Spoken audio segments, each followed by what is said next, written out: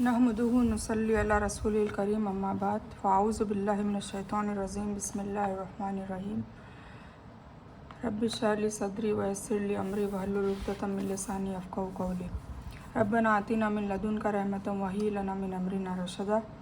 अस्सलामु अलैकुम व रहमतुल्लाहि व बरकातुहू।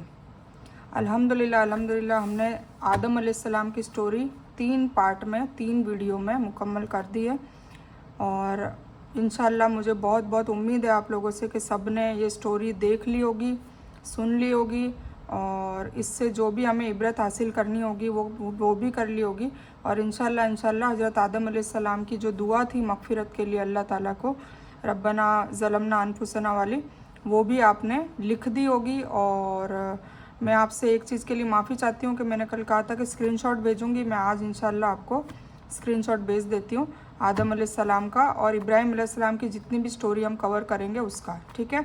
तो आप लिखना चाहो तो लिख लेना, आप अगर ज़ेरोक्स निकाल के स्टोर करना चाहो, सेव करना चाहो तो कर लेना, या फिर आप स्क्रीनशॉट लेकर और अपने मोबाइल में भी सेव कर सकते हो, ठीक है। और मेरी एक रिक्वेस्ट है कि आप जब भी वक्त मिले तो अपने बच्चों को ये स्टोरी सुनाएं, खुद सुनाएं, ताकि आपको भी ये अच्छे से याद रह जाए और आपके बच्चों को भी इसका पता चले, ठीक है। तो हम स्टार्ट करते हैं, ज़्यादा देर नहीं करेंगे इंशाल्लाह। तो हम स्टार्ट करते हैं। आज हम लेंगे इब्राहिम अलैहिस्सलाम की स्टोरी, ठीक है। अच्छा, मैं सीरीज़ वाइज नहीं ले रही, जैसे कि यहाँ पे सीरीज़ वाइज तो ये होता है कि आदम अलैहिस्सलाम के बाद सीस अलैहिस्सलाम आते हैं, सीस अलैहिस्सलाम के बाद नूह अलैहिस्सलाम आते हैं, नूह अलैहिस्सलाम के बाद सीस अलैहिस्सलाम के बाद इद्रिस अलैहिस्सलाम आते हैं, इद्रिस अलैहिस्सलाम के बाद नूह अलैहिस्सलाम आते हैं, नूह अलैहिस्सलाम के बाद ये इब्राहिम अलैहिस्सलाम आते हैं, फिर इस्माइल अलैहिस्सलाम, इसहाक़ अलैहिस्सलाम। तो ऐसे नसब नामे के हिसाब से मैं नहीं चल रही। क्यों नहीं चल रही उसका भी रीज़न बता देती हूँ। क्योंकि कुरान पाक में जिन नबी और रसूल की स्टोरी ज़्यादा कवर की हुई है, हम पहले उसको कवर करेंगे। जैसे आदम अलैहिस्सलाम की ज़्यादा है, इब्राहिम अलैहिस्सलाम की ज़्यादा है, फिर उसके बाद ये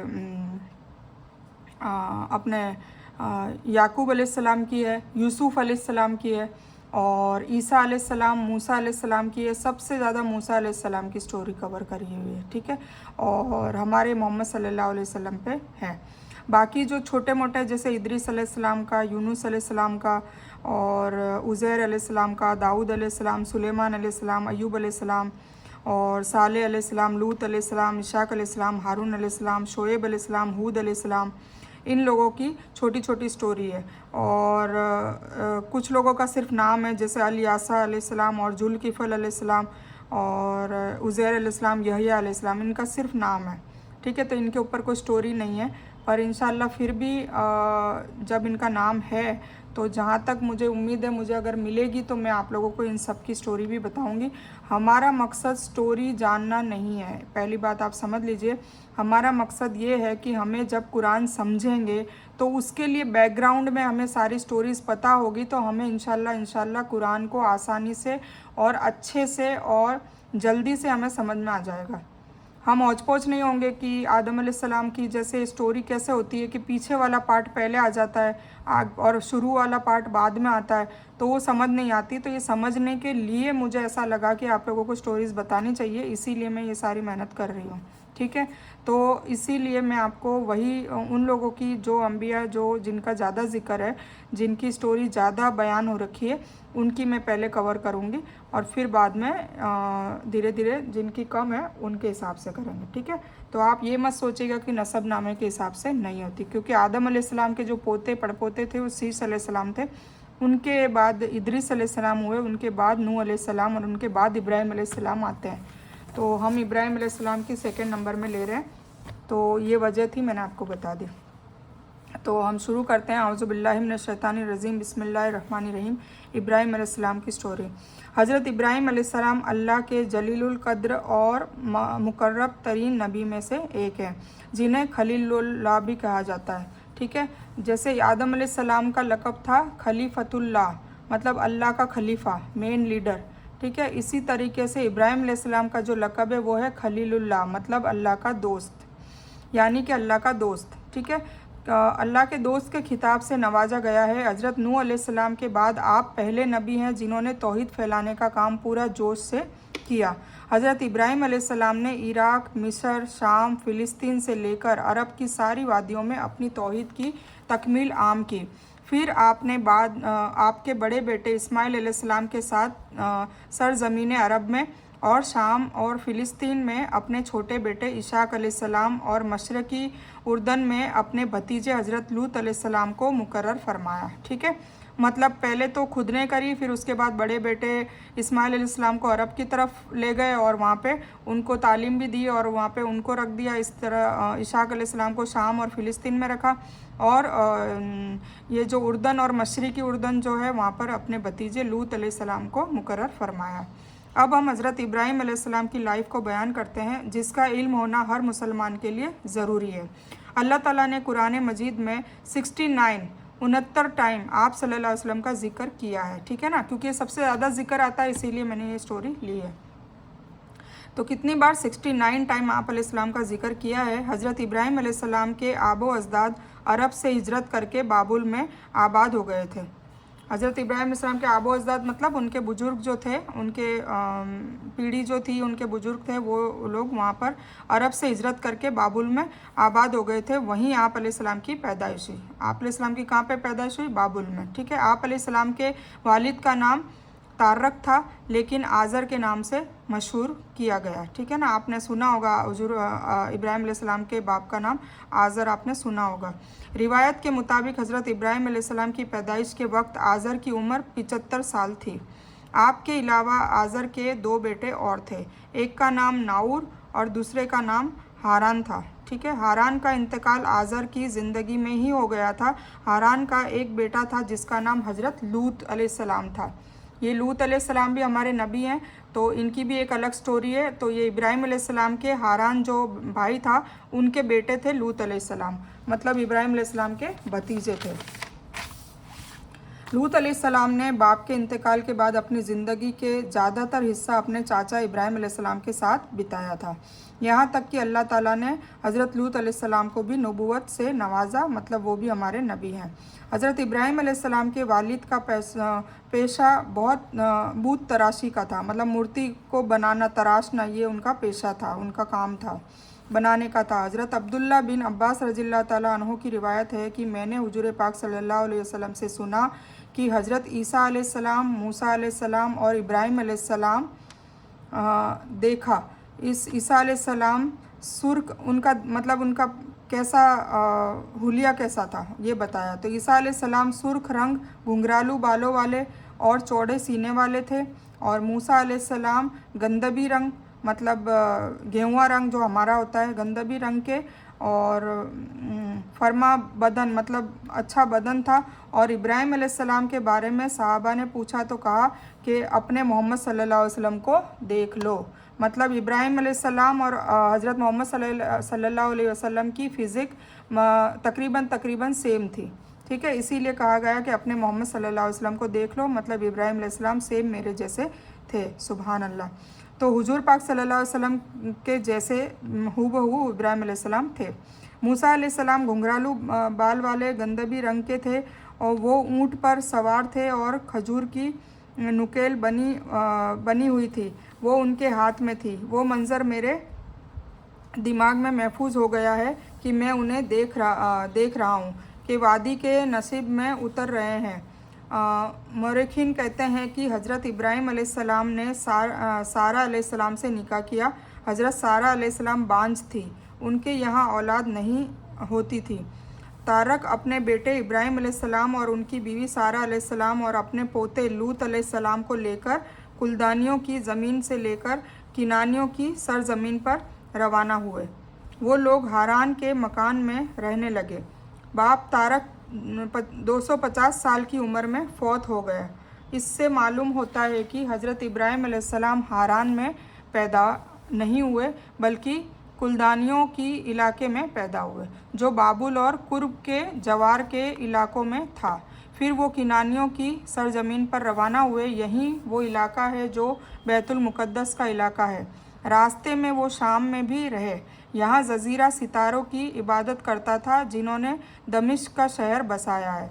वो कुतुब शुमाली पर मुँह करके मुँह करके कई तरह के अल्फाज से 7 सितारों की पूजा करते थे।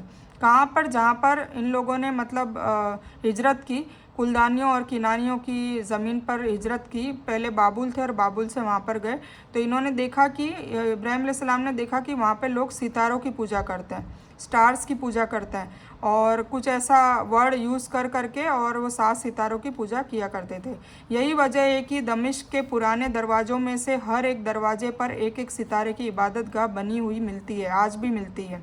वो उन सितारों के नाम की ईद मनाते और कुर्बानियाँ भी करते थे। इसी तरह हारान के लोग भी सितारों और बूतों की पूजा करते थे, बल्कि इब्राहिम अलैहिस्सलाम, उनकी बीवी और भतीजे लूत अलैहिस्सलाम के सिवा दुनिया भर में लोग काफिर और मुशरिक थे। काफिर और मुशरिक का क्या मतलब है? काफिर मतलब अल्लाह ताला की इबादत को और अल्लाह ताला की बातों को इनकार करने वाला, और मुशरिक वो है कि अल्लाह ताला के अलावा किसी और को अल्लाह मानना, रब मानना, मतलब किसी और की पूजा और इबादत करना, वो शिर्क करता है, मतलब वो है मुशरिक। ठीक है, तो ये दोनों टाइप के लोग थे, सिर्फ इब्राहिम अलैहिस्सलाम, लूत अलैहिस्सलाम और उनकी बीवी सारा अलैहिस्सलाम के अलावा। इब्राहिम अलैहिस्सलाम के ज़रिए से इस बातिल, इस झूठ को और गुमराही को ख़त्म किया गया। अल्लाह ताला क्यों? क्योंकि अल्लाह ताला ने खलीलुल्लाह, मतलब उनके दोस्त इब्राहिम अलैहिस्सलाम थे, तो उनके ज़रिए इस झूठ को ख़त्म करवाया, इस गुमराही को ख़त्म करवाया। कैसे किया? अल्लाह ताला ने बचपन ही से तौहीद और हिदायत से इब्राहिम अलैहिस्सलाम को नवाज दिया था, और जब वो बड़े हुए तो उन्होंने रसूल बनाकर माबूस किया, उनको रसूल बना दिया गया। ठीक है, तो ये भी रसूल है और नबी भी है, ये याद रखिएगा, क्योंकि हमारे रसूल कुछ गिने चुने हैं और नबी अमूमन 1,24,000 है। बाकी वल्लाहु आलम कितनी तादाद है वो अल्लाह को पता है। बाकी रसूल कुछ गिने चुने हैं, 25 या 26, बस इतने ही रसूल हैं। और खलील का मनसब अता फरमाया, मतलब अल्लाह का दोस्त, ये अल्लाह ने ही लक़ब दिया। अल्लाह ताला ने सूरह अंबिया में फरमाया कि हमने इब्राहिम को पहले से ही हिदायत फरमाई थी। ठीक है ना, पहले से ही उन्हें पता था कि तौहीद क्या होता है। मतलब तौहीद का मतलब कि सिर्फ़ और सिर्फ अल्लाह को मानना, अल्लाह के सिवा किसी और से मांगना नहीं, किसी और को मानना नहीं।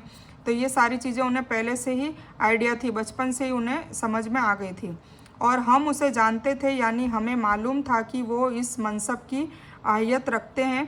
इसी तरह अल्लाह ने सूरह अनकबूत में भी फरमाया है, और इब्राहिम को याद करो जब उन्होंने अपनी कौम से कहा कि सिर्फ़ अल्लाह की इबादत करो और उससे डरो। अगर तुम ये अक्ल रखते हो तो ये तुम्हारे हक़ में बेहतर है, और तुम अल्लाह को छोड़कर नाउज़ुबिल्लाह बूतों की पूजा करोगे और झूठी बातें दिल से गढ़ लेते हो।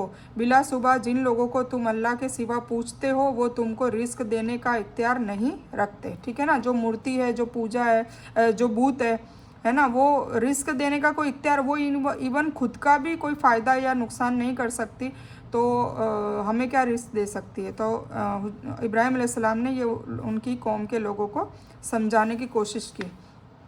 बस अल्लाह ही है, अल्लाह ही से रिस्क तलब करो और उसी की इबादत करो, उसी का शुक्र अदा करो, उसी की तरफ तुम लौट कर जाओगे। और तुम मेरी तकज़ीब, मतलब मुझे झुठलाते हो, तो तुमसे पहले भी उम्मत पैगंबरों की तकज़ीब मतलब झुठलाया, तकज़ीब मतलब कज़ीब मतलब झूठ, है ना।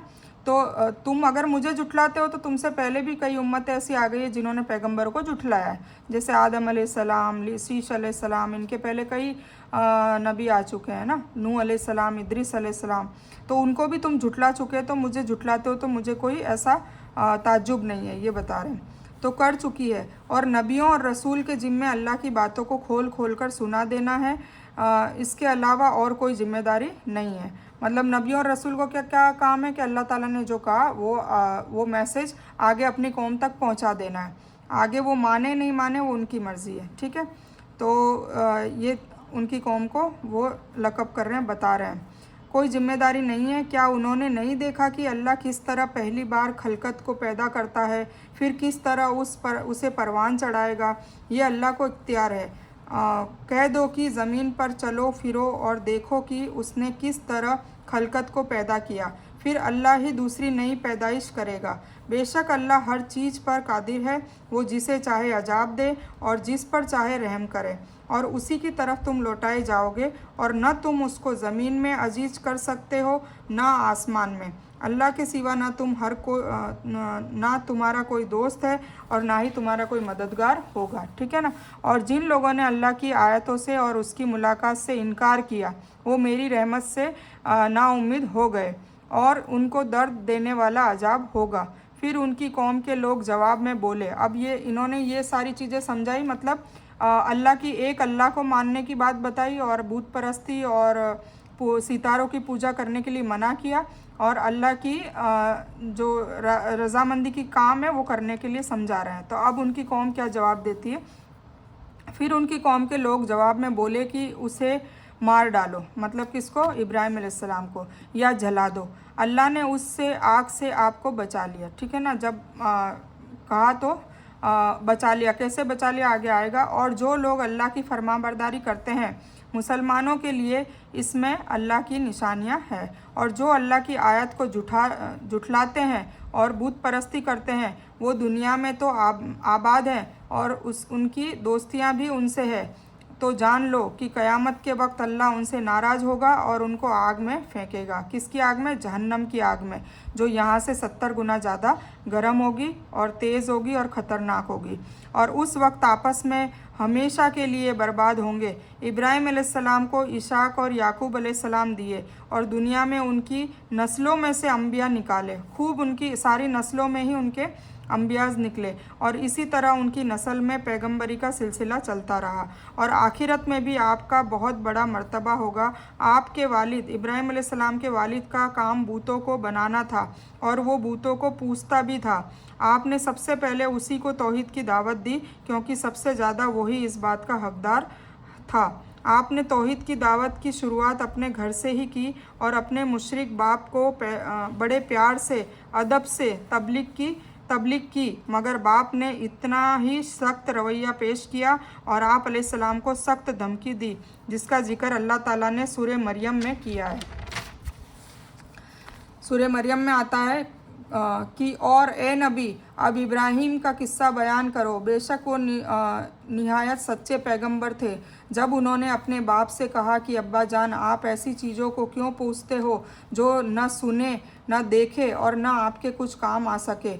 अब्बा जान, मुझे ऐसा इल्म मिला है जो आपको नहीं मिला है, सो आप मेरे साथ हो जाइए, मैं आपको सीधी राह पर चला दूंगा, है ना। क्योंकि उनको नबूवत मिल गई थी, रसूल बना दिए थे, तो उनको वही आती थी, अल्लाह ताला की तरफ से मैसेज आते थे।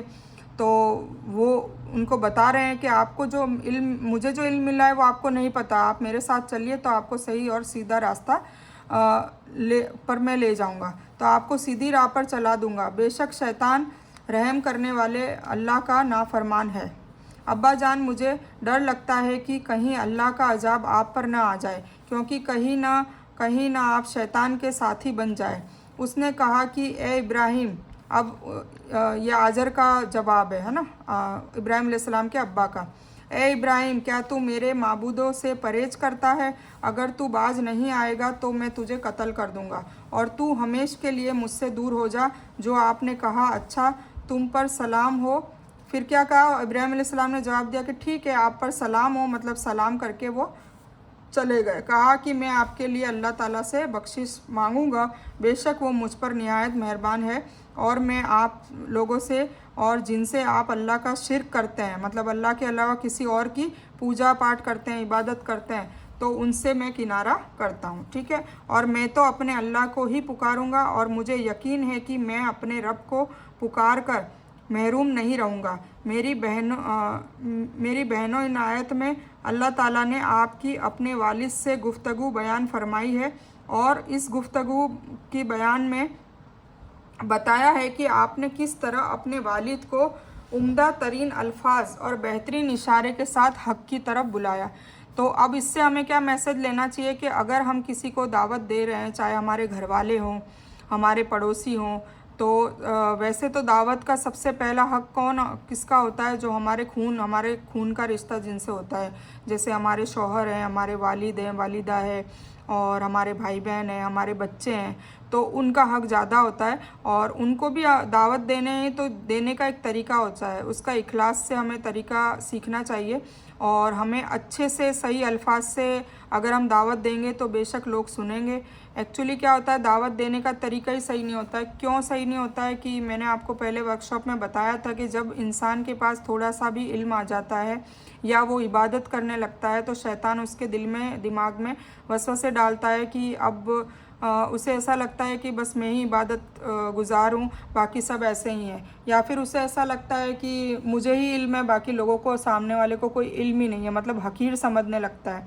और ये सबसे बड़ा वार होता है इब्लिस का, शैतान का, उस बंदे पर जो इल्म हासिल कर लेता है। अब वो थोड़ा बहुत इल्म हासिल करता है, फिर उसे घमंड आने लग जाता है कि मुझे ही इल्म है, सामने वाले को कुछ आता ही नहीं है। तो फिर वो हकारत की बातों से, मतलब उसका जो तरीका होता है, उसका जो एटीट्यूड होता है, बहुत एरोगेंट होता है, बहुत घमंड की बात से और घमंड की उसका लहजा होता है दावत देने का। तो उससे क्या होता है कि सामने वाले पे कोई असर नहीं होता है, सामने वाले पे जो इम्पैक्ट पड़ना चाहिए, जो असर पड़ना चाहिए, वो बिल्कुल नहीं पड़ता। जबकि उसके दिमाग में भी आता है कि जब इसके पास इतना इल्म है तो इतना घमंड क्यों कर रहा है ना। तो इसीलिए दावत देने का भी एक तरीका होता है, हिकमत होनी चाहिए और बेहतरीन अल्फाज से दावत देनी चाहिए। अब सोचिए कि अल्लाह का शिर्क जो गुनाह है वो अल्लाह ताला बिल्कुल माफ़ नहीं करेगा। अल्लाह ताला ने खुद कहा है कि मैं शिर्क के अलावा सारे गुनाह, चाहे समंदर के झाग के बराबर भी गुनाह होंगे तो मैं माफ़ कर दूंगा इंशाल्लाह। तो अब सोचिए कि शिर्क तो सबसे बड़ा गुनाह हो गया, और उनका बाप जो था वो बुत परस्ती करता था, तो गुस्सा आना चाहिए ना। पर फिर भी इन्होंने बिल्कुल नरम अंदाज में और मोहब्बत से इनको तौहीद की दावत दी। और फिर उन्होंने उसके बदले में उनके बाप ने घर से निकालने की धमकी दी और दूर होने का कहा, और ये भी कहा कि मेरे माबूदों से मुझे अलग करने की कोशिश मत कर। तो उनका लहजा इतना गर्म अंदाज में था और इतना एरोगेंट स्टाइल में था, फिर भी इन्होंने सब्र भी किया। सब्र करके क्या कहा, ऐसा नहीं कि सामने झगड़ा करने लग गए, और इन्होंने क्या कहा कि चलो मैं सलाम किया और फिर है ना ये रवाना हो गए कि चलो मैं आपको अल्लाह से, और फिर भी मैं अल्लाह से आपकी बख्शिश की मतलब दुआ करता रहूँगा, ये कह के वो गए। तो इससे हमें ये मैसेज लेना चाहिए, ठीक है। तो फिर क्या कहा उन्होंने, उम्दा तरीन अल्फाज से बेहतरीन इशारे के साथ हक़ की तरफ बुलाया और उस पर बूतों की इबादत का झूठा होना वाजे फरमा दिया।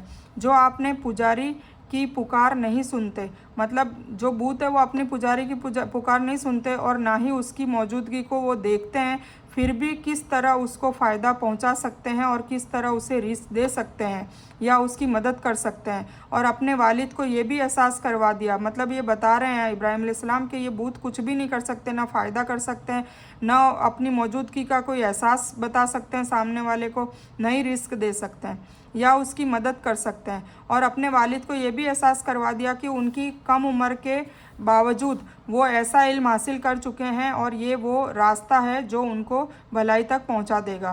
तो जब आपने उससे हिदायत नसीहत की तो उनके बाप ने उल्टा धमकियां देने शुरू कर दी और आप अलैहिस्सलाम फिर भी सलाम करके वहाँ से रवाना हो गए। ये तसल्ली दी और फिर ये तसल्ली भी उन्होंने दी रवाना होते वक्त कि आप पर ना मैं कोई परेशानी दूंगा और ना आप मेरे से कोई भी चीज़ की बेचैनी पाएंगे, और मैं आपके लिए मगफिरत की दुआ भी करूंगा। ये उनको तसल्ली देकर चले गए।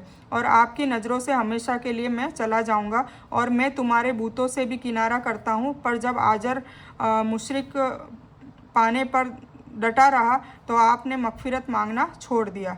मतलब जब एक बार दावत दी, 2 बार दावत दी, 3 बार दावत दी, अब इससे भी हमें सबक हासिल करना चाहिए कि अल्लाह ताला ने सारे, मतलब अमूमन कमोबेश सारे नबियों को यही कहा था कि जब बार बार मतलब दावत का भी एक टाइम पीरियड होता है, अगर कोई मान ही नहीं रहा है तो फिर उसके पीछे ना पड़ो, उसको छोड़ दो, क्योंकि दीन में ज़बरदस्ती नहीं है, फिर आगे दावत देते रहो। तो कभी कभी ऐसा हमारे परिवार में भी ऐसे लोग मिलते हैं जो बहुत अज्जड़ बुद्धि के होते हैं, मतलब वो नहीं ना तो समझना चाहते हैं ना सुनना चाहते, तो उनको उनके हवाले छोड़ दो। हमारा काम है 3 बार हमने उनको दावत दे दी तरीके से, बस दावत ऐसी होनी चाहिए कि उनको पूरी हो जाए, मतलब उनको पूरा दावत पहुंच जाए, उनको अच्छे से समझ में आ जाए, उनको हम हर चीज़ दलील के साथ साबित कर दें, उसके बावजूद भी अगर फिर वो नहीं आते हैं हिदायत के रास्ते पे, सही रास्ते पर नहीं आते हैं और जहाँ भी भटके हुए हैं उसी रास्ते पर रहना पसंद करते हैं, तो फिर उनको अल्लाह के हवाले छोड़ दो। क्योंकि हम सिर्फ नसीहत कर सकते हैं, हम सिर्फ तबलीग कर सकते हैं, हम सिर्फ दावत दे सकते हैं। हिदायत देने का काम किसका है? अल्लाह ताला का। तो इसीलिए ये भी हमें इससे सबक हासिल करना चाहिए कि बाप होने के बावजूद भी इब्राहिम अलैहिस्सलाम ने उनको दावत देना छोड़ दिया और उनके लिए मगफिरत मांगना भी छोड़ दिया। ठीक है, तो जब आजर मुशरिक पने पर डटा रहा तो आपने मगफिरत मांगना भी छोड़ दिया, जिसका जिक्र अल्लाह ताला ने सूरह तौबा में किया है। ये देखो कुरान में जो जो आएगा वो मैं आपको बताती रहूँगी। और इब्राहिम का अपने बाप के लिए मगफिरत मांगना एक वादे के सबब था, लेकिन जब उन्हें मालूम हो गया कि आजर अल्लाह का दुश्मन है तो वो बेजार हो गए। कोई शक नहीं कि इब्राहिम बड़े नरम दिल थे। हज़रत हुजैरा रदिल्लाहु ताला अन्हो से रिवायत है कि नबी सल्लल्लाहु अलैहि वसल्लम ने सुना कि क़यामत के दिन इब्राहिम अलैहिस्सलाम अपने वालिद आजर से मिलेंगे तो आजर के चेहरे पर गर्दो गुबार और स्याही होगी।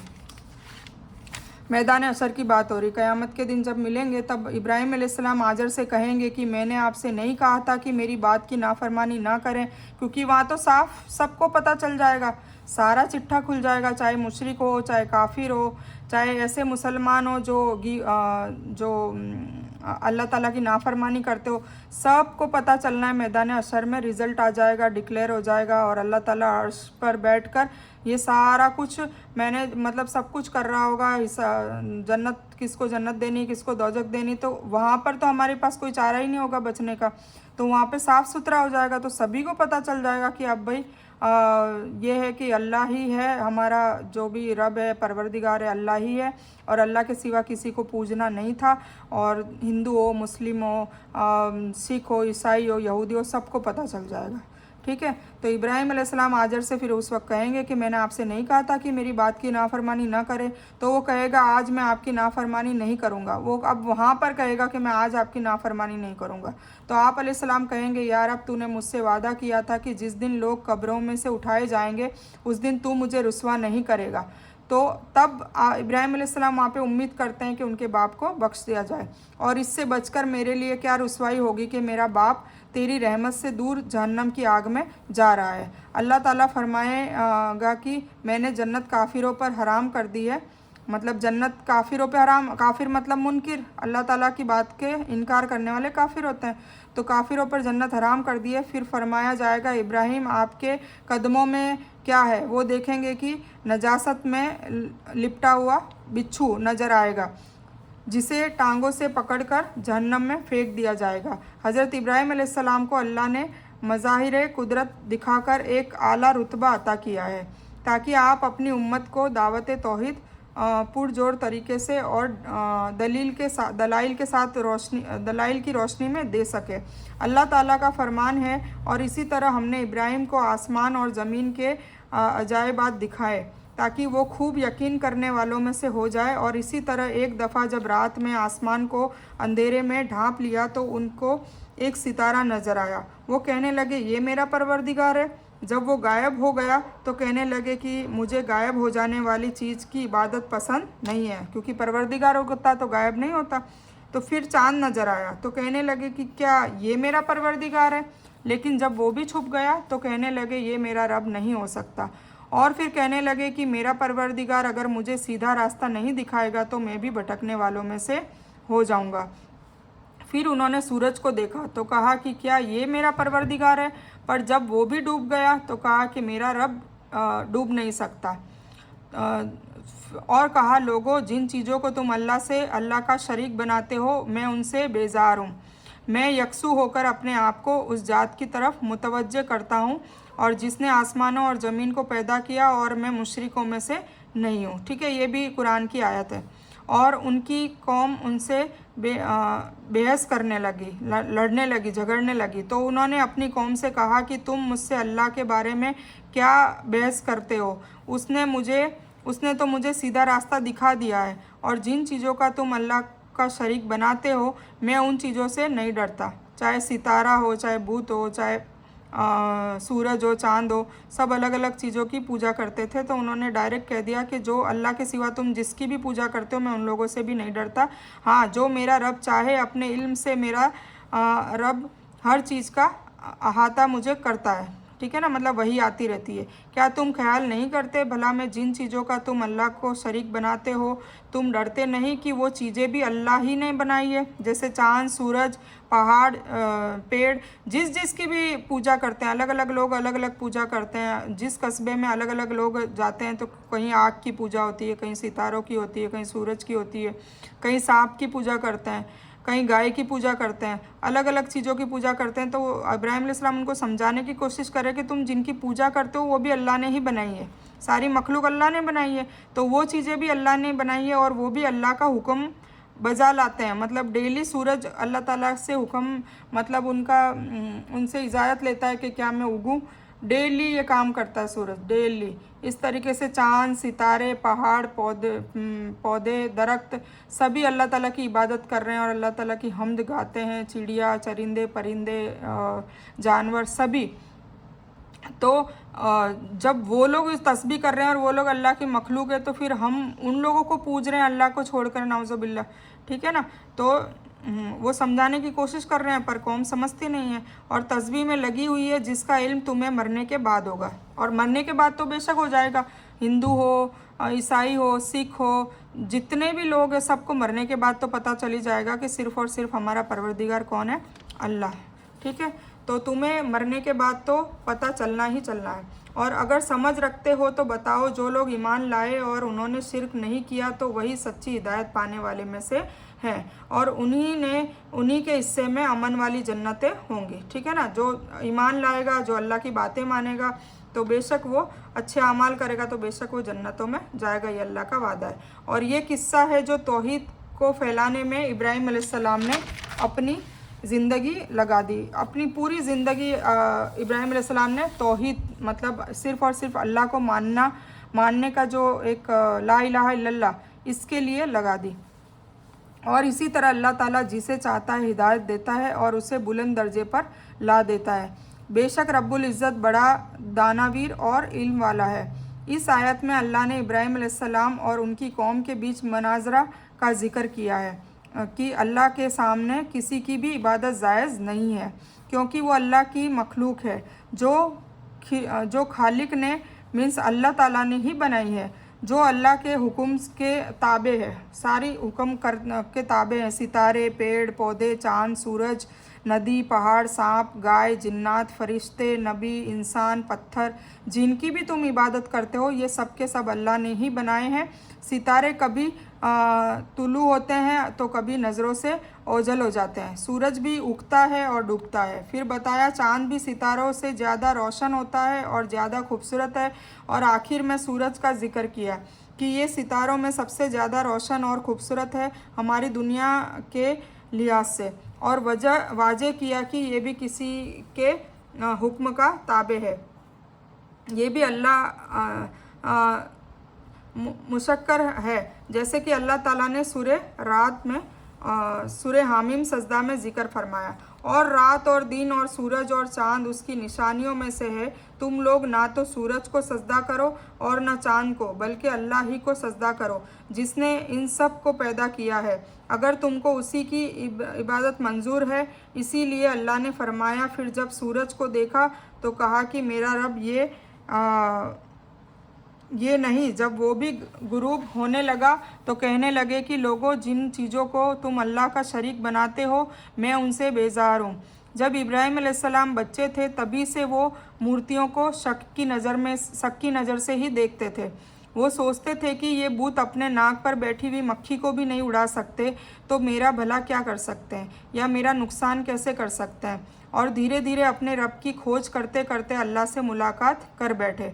हर मतलब सब में उन्होंने देखा कि क्या सितारा, क्योंकि लोग पूछते थे ना, लोग सितारों को पूछते थे, लोग सूरज को पूछते थे, कुछ लोग पेड़ों को पूछते थे। तो इब्राहिम अलैहिस्सलाम ने सबकी खोज करी। बचपन से ही सोचते थे, भूत को तो वो कभी खुदा मानते ही नहीं थे, क्योंकि वो उनके बाप का काम ही यही था, पेशा ही ये था कि मूर्ति बनाना, मूर्तियों को तराशना। तो उसके ऊपर जब मक्खी भी बैठ जाती थी तो वो उड़ा नहीं पाते थे भूत, तो वो उनको तो पूरा यकीन था कि भूत तो परवरदिगार हो ही नहीं सकता। फिर उन्होंने सितारे को कहा, तो फिर जब वो सितारा छुप गया तो कहा कि नहीं, मेरा परवरदिगार छुप नहीं सकता। फिर सूरज, फिर चाँद को कहा, इसी तरह फिर सूरज को कहा, तो सूरज जब डूब गया तो बोले मेरा परवरदिगार डूब नहीं सकता, ये परवरदिगार, ये उस परवरदिगार के सारे ताबे हैं। तो ये अक्ल उनको पहले से थी, हिदायत पहले से थी। तो नुकसान कैसे कर सकता है, और धीरे धीरे अपनी रब की खोज करते करते अल्लाह से मुलाकात कर बैठे, है ना। तो अब इससे भी हमें इबरत हासिल करनी चाहिए कि जब हम शिद्दत से अल्लाह को राज़ी करने में लग जाते हैं तो अल्लाह ताला हमें ऐसे ज़रिए बना देता है कि हमें इल्म भी हासिल होता है, हमें हमारी अमलियात भी बढ़ती है, और हमें ऐसे ऐसे लोगों से मिलवाता है, ऐसा ज़रिया बनाता है कि हमें और हिकमत मिले और हिदायत मिले। तो ये तो मेरा भी तजुर्बा है कि जब आप शिद्दत से चाहते हो ना कि भाई हमें पक्की हिदायत मिले और अल्लाह ताला हमसे सही में राज़ी हो जाए, और अल्लाह ताला राज़ी होगा तो हमारी आखिरत सुधरेगी, हमारी कब्र भी अच्छी होगी, हमें जन्नत भी मिलेगी, हमें जहन्नम में नहीं डाला जाएगा, हमें कोई अजाब नहीं मिलेगा। तो ये सब चीज़ की अगर शिद्दत है और अगर उसके हिसाब से फिर कोशिश भी है तो इंशाल्लाह अल्लाह हमें ऐसा ज़रिया भी अता करेगा, और हमें गैप से हमें पता भी नहीं चलेगा कि हमारी मुलाकात ऐसे ऐसे लोगों से होने लगेगी जिनसे हमें कुछ ना कुछ नफ़े बख्श इल्म जानने को मिलेगा, और उससे हम मैसेज भी ले सकते हैं और उससे हम अपने आप की इस्लाह भी कर सकते हैं। ऐसा होता है, ठीक है। तो इसी तरह उन्होंने अल्लाह की खोज करनी चाहिए, तो उनकी भी मुलाकात अल्हम्दुलिल्लाह अल्लाह से हो गई। यहाँ से पता चलता है कि उन्होंने अपने बाप दादा का दीन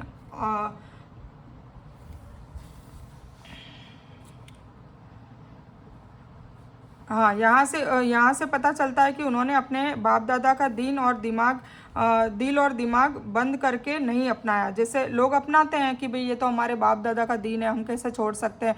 मुसलमानों में भी ये बीमारी है, जैसे कोई बिदात है तो कि ये तो हमारे बुजुर्ग करते आए हैं इसलिए हम नहीं छोड़ सकते, हमारे बुजुर्ग नाराज़ हो जाएंगे।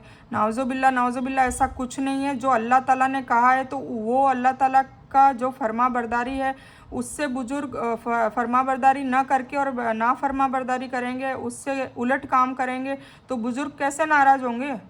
बुजुर्ग तो चले गए, अब हमें तो उल्टा हमें अपनी इस्लाह करनी चाहिए, और बुजुर्गों के कोई ऐसे काम जो हमें पता चले कि ये अल्लाह ताला को नाराज़ करने वाले थे तो उसका हमें सुधार करना है, और हमें हमारे बुजुर्गों की भी मगफिरत करवानी है। अगर हम वो काम कंटिन्यू करते रहेंगे तो उनको अजाब मिलता ही रहेगा आगे से आगे, और उनको तो पता नहीं था, उनको इतना इल्म नहीं था, उस वक्त इतना ज़रिया भी नहीं था इल्म हासिल करने का। अब हमारी नस्लों में इतना इल्म हासिल हो चुका है, यूट्यूब पे ढेरों हमें इस्लाह करने वाले वीडियोस मिल जाते हैं। तो जब हमें पूरे दिन का दलील के साथ, हदीसों के साथ, कुरान के तर्जुमे के साथ जब पता चल जाता है तो हमें वो बिदात को छोड़ना चाहिए, और हमें वो बिदात हमारे परिवार में भी रुकवानी चाहिए। और जो हमारे बुजुर्ग फौत हो चुके हैं जिन्होंने ये बिदात करी थी अपनी ज़िंदगी में और उन्हें पता भी नहीं था कि ये एक्चुअली में बिदात है, सवाब का काम नहीं है, तो हमें उनके लिए भी मगफिरत करवानी है, ठीक है। तो ये चीज़ मुसलमानों में भी ये बहुत बड़ी बीमारी है। तो ये बात सही है कि उन्होंने अगर इब्राहीम अलैहिस्सलाम का ऐसा दिमाग होता तो वो भी उनके बाप आजर की तरह मूर्तियों की पूजा करने लगते, नाउज़ुबिल्ला, और वो ना नबी होते, ना रसूल होते, ना अल्लाह के दोस्त बनते। तो हमें भी दिमाग से सोचना है, हम सब पढ़े लिखे हैं, हमें पढ़ना है, हमें इल्म हासिल करना है, हमें दलीलें ढूंढनी है कि क्या सही है क्या बातिल है। तो ये सारी चीज़ें हम करेंगे, हम दीन जानेंगे, तभी हमें पता चलेगा ना कि क्या हक है, क्या सिर्फ कानों से सुनी सुनाई बातों पर हम सुन्नी हो गए हैं। हम सुन्नी कैसे कहला रहे हैं अभी कि सुनी सुनाई बातें, हमें पता ही नहीं है कुरान का तर्जुमा क्या है, हम खुद जानने की कोशिश नहीं करते, हम लोगों के हिसाब से चलते हैं। अब वो सामने वाला सही है नहीं है तो वो क्या पता क्या दलील है ना। तो इसीलिए अल्लाह ने सभी इंसानों को अक्ल दी है, दिमाग दिया है। जैसे कि मैंने पिछले वीडियोज़ में बताया कि अक्ल बाय बॉर्न होती है, फिर हम इल्म हासिल करते हैं और फिर हमें हिकमत भी आती है, तजुर्बा आता है, हम उससे सोचते हैं, हम उससे अच्छे हक बात जानने की कोशिश करते हैं और फिर उस पर अमल करते हैं। तो ये जो हमारी कोशिश होती है जिहाद कहलाती है। जिहाद का मतलब कोशिश होता है ना। और इसी से अल्लाह ताला राज़ी होता है कि मेरा बंदा मुझे मेरा कुर्ब हासिल करने के लिए, मुझे राज़ी करने के लिए कितनी कोशिशें कर रहा है, कितने मतलब सीखने की कोशिश कर रहा है और कितना जानने की कोशिश कर रहा है कि अल्लाह ताला किन किन चीज़ों से राज़ी होगा तो मैं जानूँ। तो किन से राज़ी होगा, जैसे हम अलहम्दुलिल्लाह में पढ़ते हैं कि इहदिनस सिरातल मुस्तकीम सिरातल लज़ीना अनअमता अलैहिम, अल्लाह ताला उनका रास्ता बता, उनका अमल तू मुझे बता जिससे तू राज़ी हुआ, है ना। तो अम्बिया हैं, सहाबा है, तो उन लोगों की स्टोरीज़ हम पढ़ेंगे तब हमें पता चलेगा ना। जैसे अभी आदम अलैहिस्सलाम का पता चला, अब ये इब्राहिम अलैहिस्सलाम ने देखिए शिर्क के लिए कितनी जद्दोजहद की, अपने बाप का घर भी छोड़ दिया। आसान थोड़ा है जंगलों में रहना करना, और अपने आगे भी उनकी बहुत कुर्बानियाँ आएगी। इब्राहिम अलैहिस्सलाम ने बहुत कुर्बानियाँ दी है, बहुत कुर्बानियाँ दी है। तो वो और फिर वो पास हुए तो उनको मैदान हशर में ऐसा बड़ा रुतबा भी मिलने वाला है, उनको बहुत बड़ा दर्जा मिलेगा। तो हमें भी इसी तरह अल्लाह ताला के रास्ते में जद्दोजहद करनी चाहिए और कोशिश करनी चाहिए, हार नहीं माननी चाहिए, सब्र भी करना चाहिए। अभी आगे और आएगा कि नमरूद ने आग में डालने की कोशिश करी, काफ़ी इन्होंने मुसीबतें झेली है, पर इन्होंने चाहे कुछ भी हो जाए, दुनिया इधर से उधर हो जाए, पर इन्होंने अल्लाह का कुर्ब नहीं छोड़ा, अल्लाह का साथ नहीं छोड़ा, अल्लाह के अलावा किसी और की पूजा नहीं की, और दिल में बस तौहीद को लेके इन्होंने दावत भी की, सब्र भी किया और ख़ुद भी अमल किया। ठीक है, तो ऐसा हमें भी करना है। तो ये था बाप दादा के ऊपर की बात कि दीन और सच्चे रब की तलाश में मेहनत की और आखिर में अपने रब की मोहब्बत पा ही ली। क्योंकि जब अल्लाह किसी बंदे से मोहब्बत करता है तो उसे दीन की सही समझ अता करता है और उसको भी अपने रब से मोहब्बत हो जाती है, और वो अपने रब की सारी प्यारी चीज़ों से भी मोहब्बत करने लगता है। सारी प्यारी चीज़ें मतलब अल्लाह की किताब, उससे भी मोहब्बत हो जाती है कुरान से, अल्लाह के रसूल सल्लल्लाहु अलैहि वसल्लम, अल्लाह के सारे पैगंबर, उनसे भी मोहब्बत हो जाती है, अल्लाह के जो वली हैं उनसे भी मोहब्बत हो जाती है, अल्लाह के फरिश्ते हैं उनसे भी मोहब्बत हो जाती है, अल्लाह की जो जन्नत है उससे भी मोहब्बत हो जाती है। तो अल्लाह की जो प्यारी चीज़ें हैं उनसे हमें भी मोहब्बत हो जाती है। अल्लाह के जो प्यारे अमल है, मतलब अल्लाह को जो पसंद है, सच बोलना, नमाज़ें पढ़ना, इबादत करना, हमदर्दी करना, दिल साफ़ रखना, लोगों के लिए खिदमत गुजार बनना, लोगों की ज़िंदगी में आसानियाँ पैदा करना, लोगों की ज़िंदगी में कोई ना कोई फ़ायदा पहुँचाना, तो ये सब अल्लाह की मोहब्बत शुदा बातें हैं। तो वो फिर उसकी भी वो भी उससे मोहब्बत करने लग जाता है। यानी उनके पास यही दलील थी कि बाप दादा के रास्ते पर जब आज़र चल रहा था और अल्लाह की इबादत करने के बजाय बूतों की पूजा करता था, तो कहा कि तुम और तुम्हारे बाप दादा गुमराही में पड़े हुए हो। कतादा रहमतुल्लाह अलैह ने फरमाया कि इस आयत का मफ़हूम ये है कि तुम्हारा क्या ख्याल है कि अल्लाह तुम्हारे साथ क्या मामलात करेगा, ठीक है ना, जब तुम उसके पास जाओगे। जब तुम दुनिया में अल्लाह के अलावा दूसरों को पूछते रहे, और यह भी कहा कि जब तुम उनको पुकारते हो तो क्या वो तुम्हारी आवाज़ को सुनते हैं या तुम्हें कुछ फ़ायदा या नुकसान पहुंचा सकते हैं। उन्होंने कहा नहीं, पर हमने तो अपने बाप दादा को यही करते देखा है, तो हम भी यही करेंगे, है ना। मतलब कुरान में वाजे कर दिया था कि भाई तुम ये बूत परस्ती करते हो, बूतों को पूछते हो, तो क्या वो तुम्हारी पुकार सुनते हैं या तुम्हें कोई जवाब देते हैं या तुम्हें कोई फ़ायदा पहुंचाते हैं या तुम्हें कोई नुकसान पहुंचाते हैं, तो तुम बूतों की पूजा क्यों करते हो। तो उसमें भी उनको इतनी अक्ल है, उन्हें पता है कि हाँ ये हमारा कोई फ़ायदा भी नहीं कर सकते, ये हमारा कोई नुकसान भी नहीं कर सकते, न ही हम हमारी बात को सुनते हैं, समझते हैं, और नहीं इसका कोई जवाब देते हैं। पर उनका जवाब क्या था कि हमने तो अपने बाप दादा को ये करते हुए देखा, इसलिए हम कर रहे हैं। देखिए, कोई मतलब बिना कहते हैं ना कि बिना उसकी हाथ पैर की बातें, मतलब बाप दादा करते थे तो हम कर रहे हैं, बस यही उनके पास दलील थी, उसके अलावा कोई आंसर नहीं था। तो हम भी यही करेंगे। यानी वो लोग इस बात का तो इकरार करते हैं कि ये बूत हमें कोई फ़ायदा और नुकसान नहीं पहुंचा सकते, पर हम अपनी ख़ानदानी रीति रिवाज और परंपरा को नहीं छोड़ सकते, है ना। आ गया ना, ख़ानदानी रीति रिवाज और परंपरा नहीं छोड़ सकते, ये हमारे में भी ये माहौल है। कोई भी जैसे शादी में कोई रीति रिवाज है जो बिदात है, तो भाई हम नहीं छोड़ सकते, हमारे बाप दादा करते थे। कोई ऐसा चीज़ आ जाती है दीन में जो बिदात है और दीन में है ही नहीं, और नहीं हुजूर पाक से हमें कभी सिखाई है कर, ना उन्होंने खुद की, ना हमें करने को कहा, तो फिर भी वो हम करते हैं दीन समझ के, तो ये सब बिदात कहलाता है। और फिर हमारे पास भी यही दलील होती है कि हमारे बाप दादा करते थे इसलिए हम कर रहे हैं, हमारे बुजुर्ग करते थे इसलिए हम तो वही देखते हैं और वही करेंगे। ठीक है, तो सब दीन को समझने की कोशिश नहीं करते, तो वो परंपरा को नहीं छोड़ सकते। फिर उन्होंने फरमाया कि तू मेरे और मेरे रब का दुश्मन हो, जो अपने बुजुर्गों की जाहिलाना बातों को मानते हैं और शिर्क करते हैं। तो मैं तो अपने अल्लाह से बहुत मोहब्बत करता हूँ और उसी की इबादत करता हूँ और उसी से मदद मांगता हूँ। इय्याका नाबुदु व इय्याका नस्तईन, ये कौन सी आयत है? ये चौथी आयत है सूरह फातिहा की, अल्हम्दुलिल्लाह की। इसका क्या मतलब है?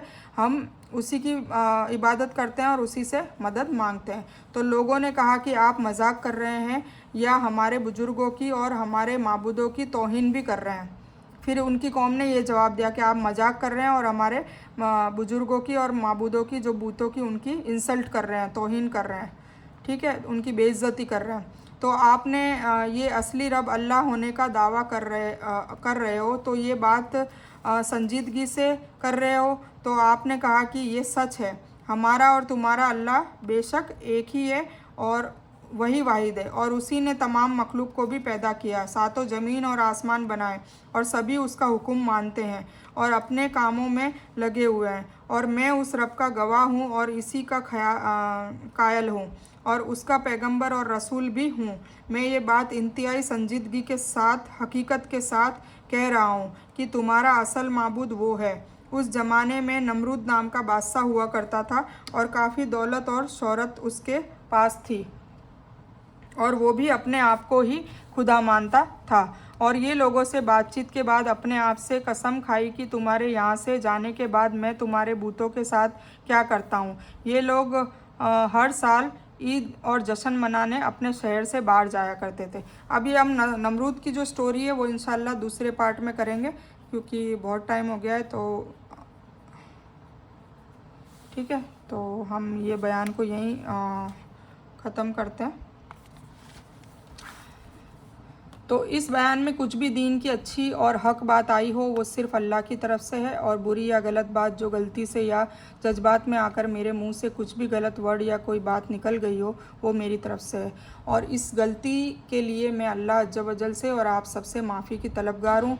मैं कोई आलिमा नहीं हूँ, सिर्फ तालिब इल्म हूँ। अल्लाह मेरी कोशिश से आपको सही नफ़े वाला इल्म पहुँचाए और आप लोगों की हिदायत और हिकमत में सदका जारिया बनूँ। बस यही मेरी तमन्ना है। आमीन सुम्मा आमीन या रब्बल आलमीन। रब्बना आतीना मिन लदुनका रहमतन व हय्यि लना मिन अमरिना रशदा। अल्लाहुम्मा सल्लि अला मुहम्मद व अला आलि मुहम्मद कमा सल्लैता अला इब्राहीम व अला आलि इब्राहीम इन्नका हमीदुम मजीद। अल्लाहुम्मा बारिक अला मुहम्मद व अला आलि मुहम्मद कमा बारकता अला इब्राहीम व अला आलि इब्राहीम इन्नका हमीदुम मजीद। व आखिरु दावाना अनिल हम्दुलिल्लाहि रब्बिल आलमीन।